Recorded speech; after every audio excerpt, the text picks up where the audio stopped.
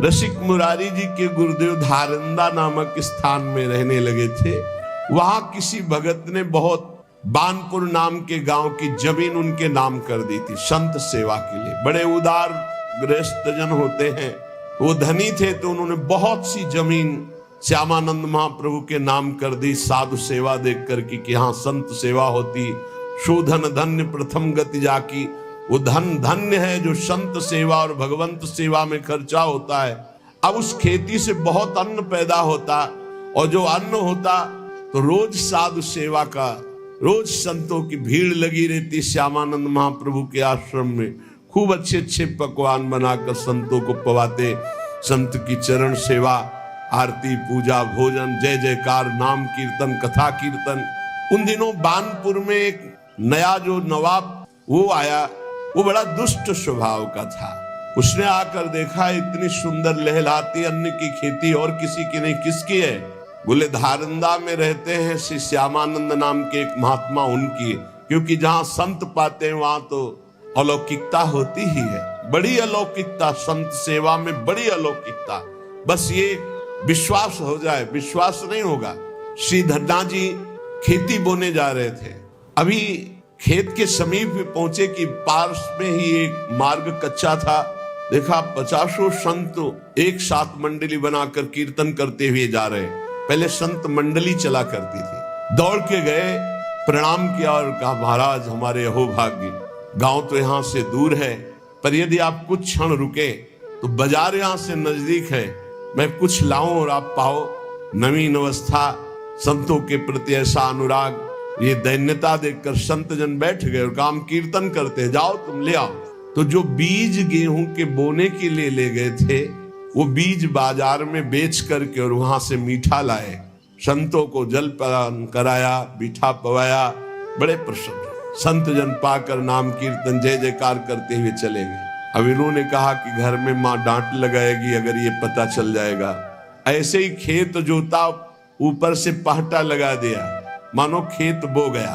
बस घर गए, खेत बो गया है, बहुत बढ़िया जगह बीज बो गया। अब खेत में तो एक दाना नहीं डाला था, इसलिए देखने ही नहीं गए। 20-25 दिन बाद पड़ोस का किसान आया, उसने कहा कौन सा आप उर्वरक लगाए थे आप अपने खेत में? ऐसा एकदम काला खेत पड़ा हुआ है, हरा एकदम। उनका काहे को विनोद करते हो, हमारे खेत में तो। उन्होंने कहा तुम्हें विश्वास नहीं, तुम चल के देख लो। तो इतना कह के वो पूरी बात नहीं बता पाए कि कर तुम अन्यथा कर तुम श्री भगवान है। हमने बीज को संतों के उदर में डाल दिया, तो कहीं ऐसा आश्चर्यजनक खेल तो भगवान ने नहीं कर दिया। गए तो देखा खेती बहुत अच्छी तरह से जगी हुई, एकदम हरी। हे भगवान, बिना बीज के खेत। अब वो दुष्ट जब देखा कि इतनी सुंदर खेती हुई, इतनी ज्यादा मात्रा में, और किसी बाबा जी के पास, संत के पास, तो दुष्ट का हृदय ही ऐसा होता है कि संत से अपने आप द्रोह करता है। जो पापी जन होते हैं, जो दुष्ट हृदय के होते हैं, उनको संतों से जलन होती है, देखकर उनको जलन होती है। वो दुष्ट तो था ही, आया आश्रम और बड़ा दुर्वचन बोला। नवाब था और आदेश कर लिया कि इनकी सारी संपत्ति अपहरण कर ली जाए, राज कब्जे में ले ली जाए। आदेश की जरूरत थी, खेती कब्जे में कर ली गई। आश्रम में जो कीमती सामान था वो सब कब्जे में कर लिया गया। संतों को अपमानित किया। नवाब था। श्यामानंद जी ने विचार किया कि इस जमीन को कैसे छुड़ाया जाए, इससे तो बहुत से संतों का रोज भंडारा होता था। तो गुरु जी को अपने शिष्य की महिमा याद आई। ये बहुत बड़ी बात है, शिष्य को गुरु जी याद आवे। ये तो सिद्धांत है कि दुख पड़ा तो अपने गुरुदेव की याद कर ली, लेकिन यहाँ उल्टा हुआ। दुख का समय आया तो शिष्य की याद आई, रसिक मुरारी की। और एक तत्काल पत्र लिखा कि यहाँ के वर्तमान के नवाब ने जबरदस्ती सब सामग्री छीन ली संत सेवा की और जमीन जब्त कर ली है। तुम जैसी परिस्थिति में हो वैसे चले आओ। रसिक मुरारी के पास जो शिष्य गए, उन्होंने कहा एक गुरुदेव ने पत्र, तो प्रसाद पा रहे थे। क्या पत्र में लिखा है? गुरुदेव ने कहा है कि बादशाह ने जमीन जब्त कर ली, तुम जैसे हो वैसे चले आओ। वैसे खड़े हुए और वैसे ही चल दिए, ना हाथ धोया ना आचमन न मुंह। गुरु जी की आज्ञा है, जैसे हो वैसे ही चले आओ। ये बहुत बड़ी बात है, गुरु आज्ञा पर स्थित होना। पूज्य श्री ललिताचरण गोस्वामी जी महाराज हमारे राधा वल्लभी आचार्य वंश बहुत बड़े महामहिम रस में डूबे हुए महापुरुष थे। उनकी सेवा में जो रहते थे, शरीर सेवा में, उनका नाम हरिवंश दास था। 2 बजे दिन में जल, वो अलग कुआं अलग पात्र से, आचार्य हैं उनके लिए जल वो लाते हैं।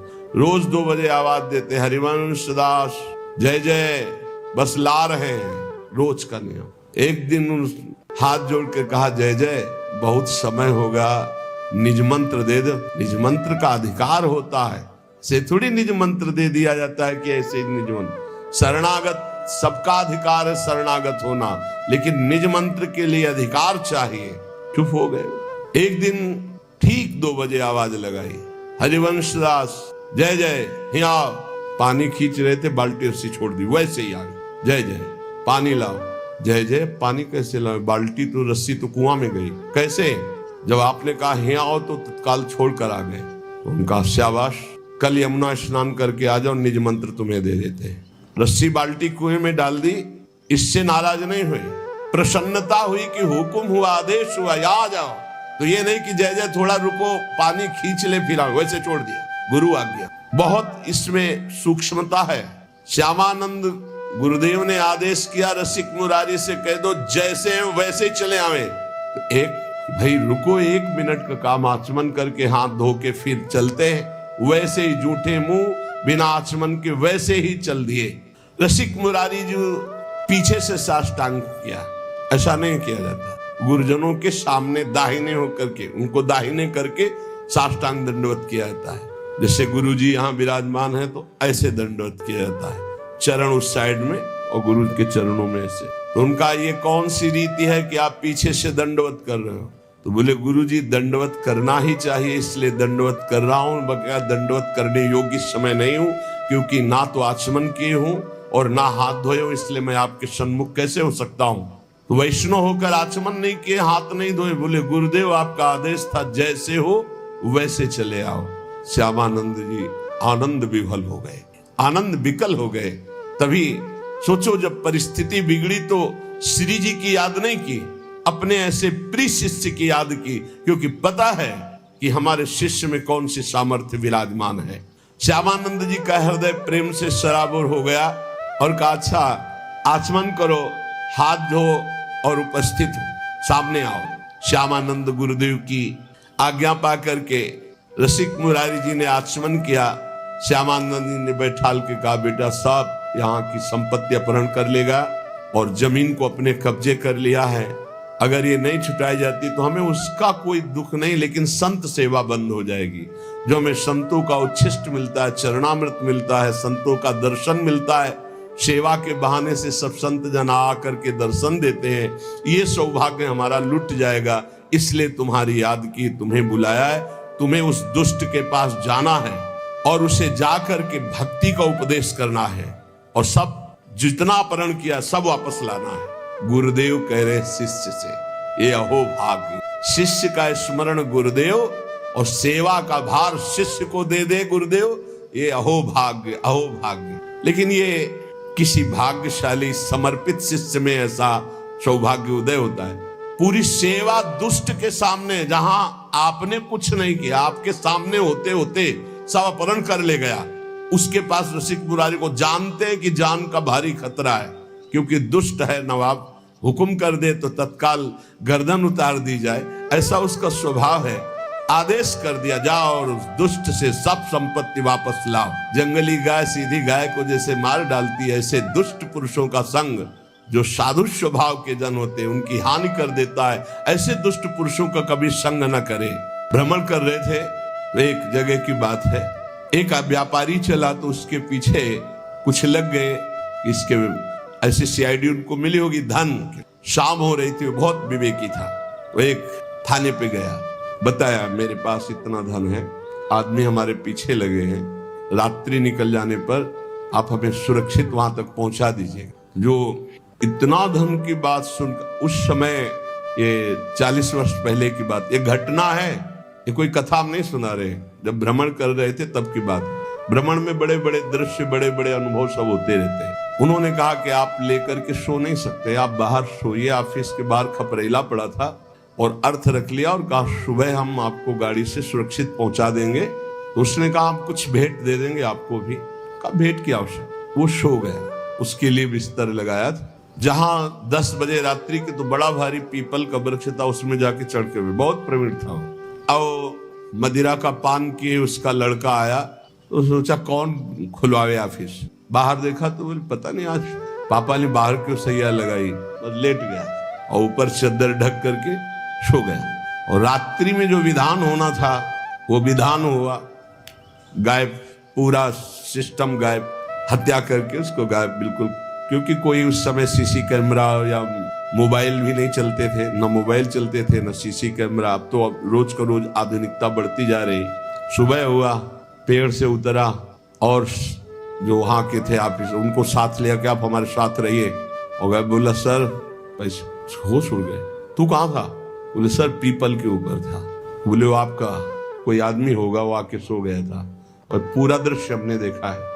हक से हुआ कि वो तो मेरा ही लड़का था। सर पैसे, अपना पुत्र खोया, अपना पद खोया, जीवन भर के लिए कारावास हुआ, केवल पर धन स्वामी, दूसरे के धन का अपहरण करने की वृत्ति। बोले ऐसे सतयुग त्रेता में नहीं होते थे। द्वापर में कबूतर शरण आ गया तो उसके लिए अपने पूरे शरीर का मांस दे दिया। और यहाँ शरण में आए हुए कि हत्या करके धन अपहरण की बात। बोले कलयुग में ऐसे बहुत होंगे, बहुत सावधानी की। तो ऐसा ही था वो नवाब दुष्ट स्वभाव का। अब उसके यहां भेजा रसिक मुरारी जी को कि आप जाओ दुष्ट के पास। रसिक मुरारी जी जे भी चले तो उनके जो शिष्य जन थे उनको बड़ा भय हुआ। रसिक मुरारी जी के शिष्य जो थे वो नवाब की ही सेवा में कुछ पदरत थे, मुनीम जिसे कहते हैं, मुंशी मुनीम आदि पदों पे। उन्होंने देखा कि गुरुजी जा रहे हैं तो भारी अपमान कर देगा गुरुजी का, हो सकता है जान पर भी बात आ जाए, मरवा डाले। अधिक प्रीति मन भा संदेहा, जब अधिक प्रेम होता है तो फिर महिमा भूल जाई जाती है, लगता है इनकी रक्षा हो। बहुत प्रेम में बहुत एक अद्भुत महिमा होती है कि वो ज्ञान का अपहरण कर देता है। ईश्वरीय महिमा का याद नहीं, अगर ईश्वरीय महिमा रहेगी तो प्रेम में बाधा पड़ जाएगी। प्रेम में सिर्फ हमारे प्रीतम, हमारे गुरुदेव, इनकी रक्षा होनी चाहिए। रसिक मुरारी जी ने उन लोगों से कहा तुम डरो मत। तो उन्होंने कहा कि सब कुछ बिगड़ जाएगा प्रभु, मैं जानता हूं वो भारी दुष्ट है और आप अगर वहां गए तो ऐसा कुछ करेगा जो हम सह नहीं सकते। उन्होंने कहा संतों की चरण सेवा की है, गुरुदेव की सेवा में जा रहे हैं, वैसे तो अमंगल होगा नहीं, अगर हमारे प्राण भी निकल जाए तो मंगल ही होगा। मुझे अपने गुरु की सेवा में कदम पीछे नहीं हटाना। तो उन्होंने कहा कि 2-4 दिन आप रुक जाइए, बात हम सब संभाल देंगे। 2-4 दिन आप छिप जाइए और वहां मत जाइए। रसिक मुरारी जी ने कहा कि तुम चिंता मत करो, तुम प्रेम के कारण भयभीत हो रहे हो। रसिक मुरारी जी को 3 दिन उन्होंने जबरदस्ती प्रेम से विवश करके अपने पास रखा। फिर आदेश आया कि सुना था कि रसिक मुरारी जी आ रहे, नवाब का आदेश आया अपने मुंशियों के पास। वो अभी तक हमारे पास नहीं पहुंचे। उनको ये भी पता था कि ये लोग उनके शिष्य हैं। सुनी आए गुरुवर कही ल्याओ मेरे घर देखो, करामात बात यह ले सुनाई है। कहो आनी अभू जाऊं चलो उन्मान देखें, चले सुख मानी आयो हाथी धूम छाई है। छोड़ी के कहार भाज गए ना निहार सके, आप रस सार बानी बोले जैसी गाई है। बोलो हरे कृष्ण कृष्ण छाड़ो गज तम तन, शनि गयो ही ये भाव देह सो नवाई है। जब नवाब ने ये सुना कि 3 दिन तक हमारे भय से इन मुनीमों ने उनकी रक्षा की है रसिक मुरारी की, तो उन्होंने बुलाया उनको और कहा तुम्हारे गुरुवर आए हैं हमसे बात करने के लिए और अभी तक पहुंचे नहीं। यहाँ तुमने रोक लिया 3 दिन तक, हमारे पास सब गुप्तचर के द्वारा खबर है। जाओ अपने गुरु को लिवा के लाओ, मैं देखता हूं कितना करामाती है वो। नवाब ने जब ये बात कही तो रसिक मुरारी जी ने कहा कि तुम भयभीत मत हो, मैं भी देखता हूं कैसा दुष्ट है। आज तक तो हमने दुष्ट के दर्शन नहीं किए, साधुओं के दर्शन किए हैं, आज दुष्ट के दर्शन करने का हमें गुरुदेव के द्वारा, तो आज मैं देखूंगा कि दुष्ट किसे कहते हैं। तुम चिंता मत करो, उसमें जितनी दुष्टता भरी गुरुदेव के प्रताप से उतनी साधुता। तो देखते हैं आज साधुता विजयी होती है दुष्टता। उसको अंदाज भी नहीं है कि दुष्टता से बढ़कर के कितनी साधुता होती है। नवाब ने कि मुंशीजन जो है ये समझे कि बड़े सम्मान से बुला, इसलिए कार भेजा था, पालकी भेजी थी। वो सब घबरा रहे थे कि षड्यंत्र है, ये बड़ा इतना दुष्ट, ये ऐसी कैसे श्रद्धा कर सकता है। और कहार सब उसी राजा के, पालकी राजा की तरफ से। रसिक मुरारी जी गुरुदेव के चरणों का ध्यान करके बैठ गए पालकी में। वो पहले से तैयारी की गई थी। हाथी को मदिरा पिलाकर मत वाले हाथी को बार बार वेद कर गुस्सा कर दिया गया था। कहार वहीं पालकी सामने ले गए जहां मत वाला हाथी आ रहा था, दहाड़ता हुआ, चिघाड़ता हुआ। पालकी छोड़ी और भाग गए। हाथी के सामने कोई टिकना पर आप बिल्कुल विचलित नहीं हुए। बड़ी चेहरे पर शांति है, कोई भय नहीं, मुस्कुराहट है। हाथी मतवाला चिघाड़ता हुआ आ रहा है, महावत बार बार अंकुश कर रहा है। नजदीक गए, ऐसे हाथ फेर दिया, कृष्ण कृष्ण बोलो, कृष्ण कृष्ण बोलो। और देखो तुम भगवान के अंश हो, तमोगुण स्वभाव धारण करके तुम हाथी योनि में हो। तुम्हारा हाथी स्वरूप नहीं, तुम तो भगवद अंश हो। ये क्रोध करना तुम्हें उचित नहीं है। ये तामसिक स्वभाव छोड़ो और कृष्ण बोलो, कृष्ण बोलो, कृष्ण बोलो। घुटने टेक दिए हाथी, मस्तक रख दिया रसिक मुरारी, और वो अपने महल की छज्जे से देख रहा था राजा बादशाह। देखते हैं ये मतवाला हाथी कैसे मारता है।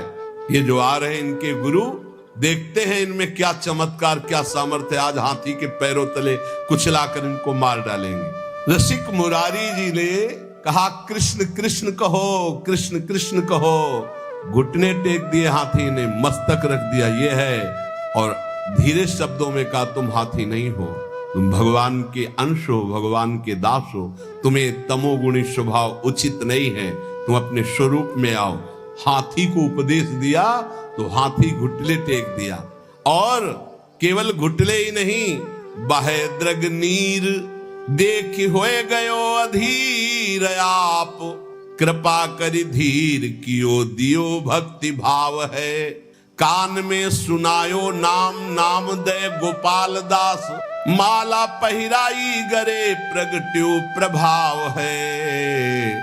दुष्ट सिर मोर भूप लखी हुई ठोर आयो। पाए लपटायो भयो हिये अति चाव है। निपट अधीन गांव के तिक नवीन दिए। लिए कर जोरी मेरो फल्यो भाग दाव है। रसिक मुरारी जी के चरणों में सर रख दिया उस मत वाले हाथी ने, और अश्रु प्रवाह करने लगा। अत्यंत प्रेम से ऐसे दुलार कर रहे रसिक मुरारी, और चरणों में ऐसे मस्तक रखे अश्रु प्रवाह कर रहा है। तब आपने भक्ति का उसके हृदय में दान किया। और संतों के पास तुलसी की माला रहती है, तत्काल बड़ी माला जो 108 गले में ऐसे बांध दी, मानो शिष्य बना दिया। कान में भगवान नाम दिया, गले में माला बांध दी, और कहा सुनो तुम्हारा नाम गोपाल दास है आज से। मतवाले हाथी को चेला बना लिया। अरे जब मतवाले मन को चेला बना लेते संत जल, तो हाथी क्या है? सबसे बड़ा मतवाला हाथी मन है, किसी की कोई भी अंकुश बात नहीं मानता। गले में तुलसी की माला पहना दी, कान में कृष्ण नाम सुनाया और कहा तुम्हारा नाम गोपाल दास है। और वो ये सारा का सारा दृश्य राजा देख रहा था। उसे देख करके अब रहा नहीं गया कि ये कोई चमत्कारिक महात्मा है, और कोई जादू तमाशा चमत्कार नहीं था, तो भगवान नाम का बल है। नवाब अब रहा नहीं गया, दौड़ता हुआ आया और श्री चरणों में गिर पड़ा, लिपट गया और कहा मुझे क्षमा कीजिए, मैं संतों का प्रभाव नहीं जानता था, मुझे क्षमा कीजिए। ये संतों के प्रभाव से दुष्टों का भी परिवर्तन हो जाता है। जितनी जमीन जब्त की थी वो तो वापस कर ही रहा हूं। कई गांव की और जो जमीनें हैं राजकीय विभाग के द्वारा अपहरण की, वो भी मैं दे रहा हूं। वो जमीन दी और कई गांव की और जमीन दी, और हाथ जोड़कर बोला कि मेरे बड़े भाग्य उदय हुए, मेरा पुण्य का पासा पड़ गया, क्योंकि आप जैसे महान संत के दर्शन हुए।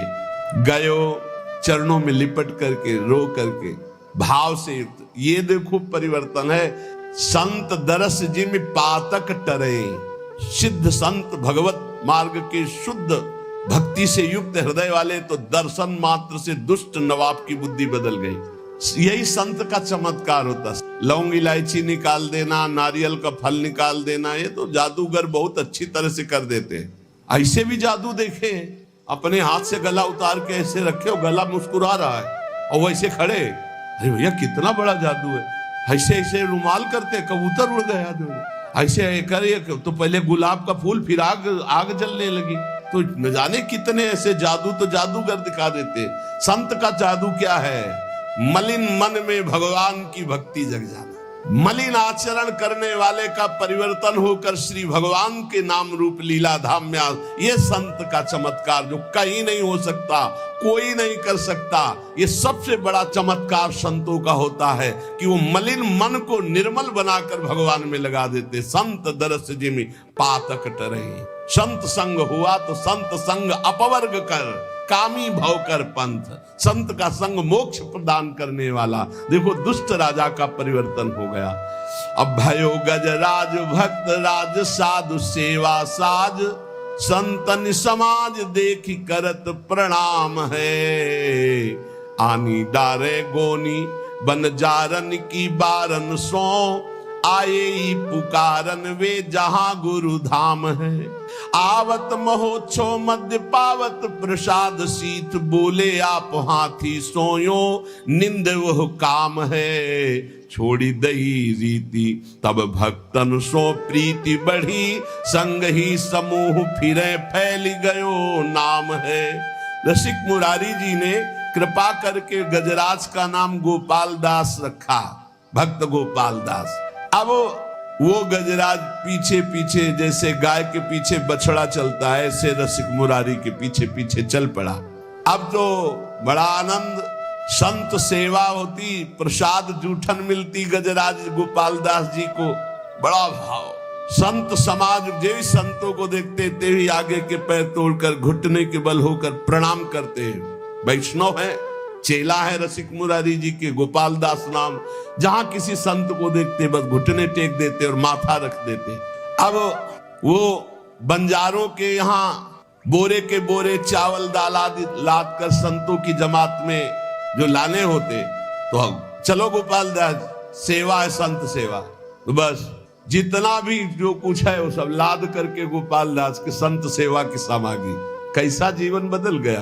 संतों की जूठन पाते हैं और संतों की सेवा में।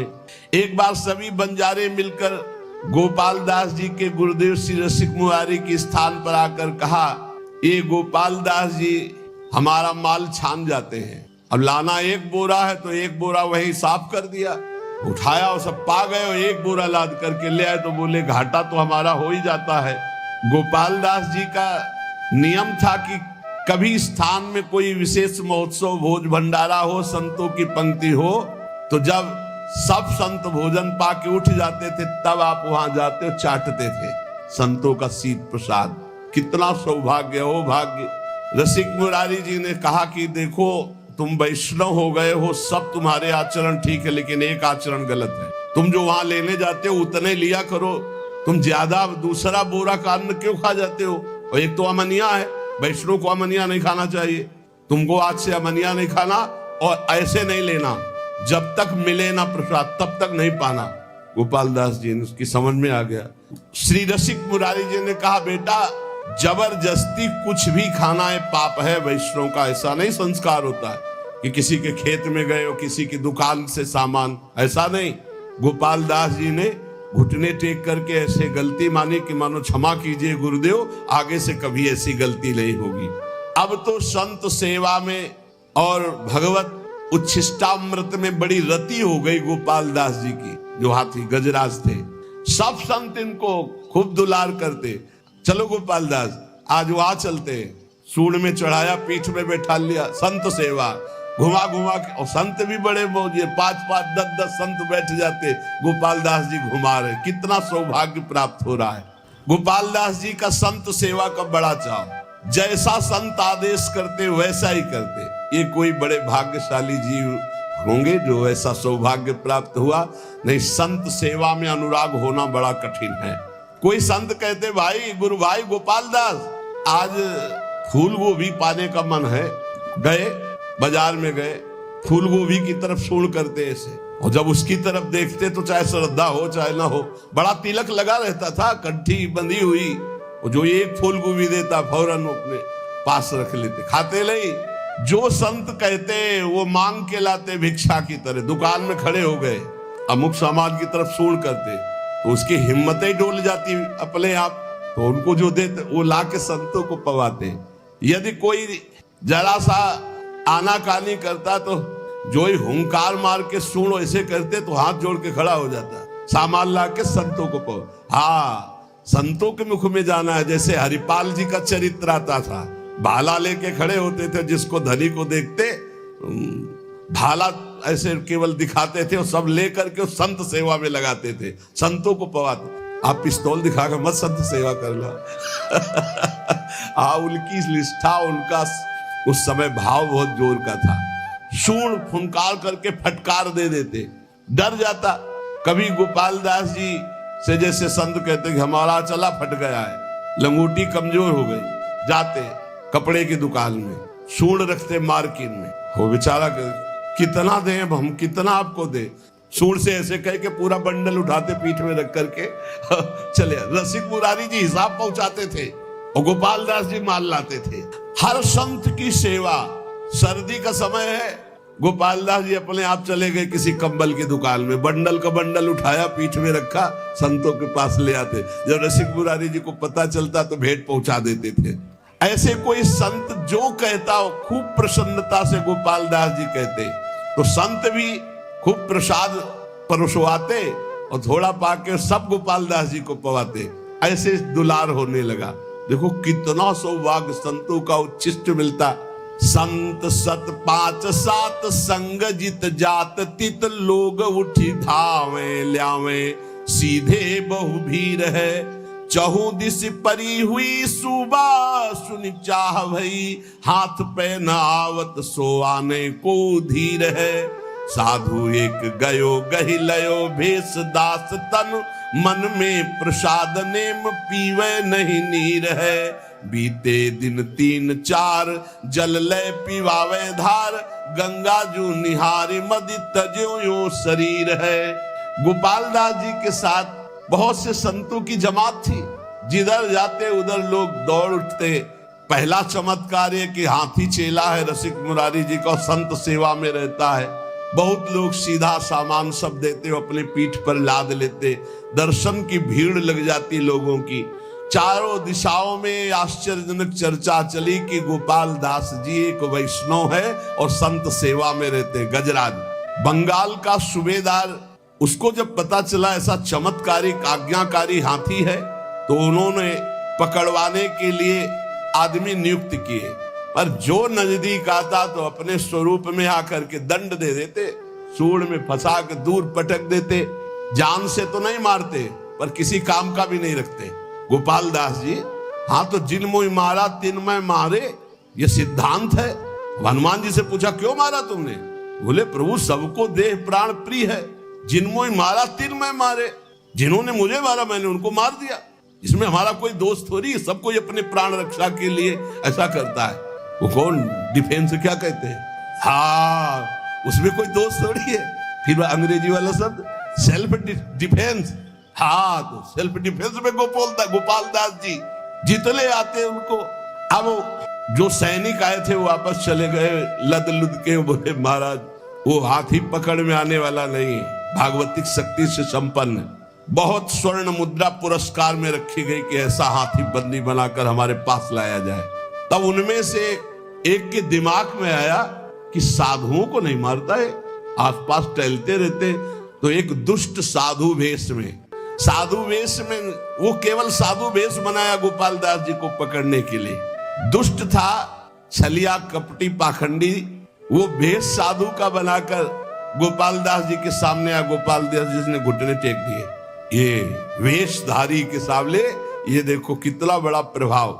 अब उसने गोपाल दास जी जब घुटने टेक दिए तत्काल उसने बंदी बनवा लिया आदमी उनके थप और गोपाल दास जी को ले गया।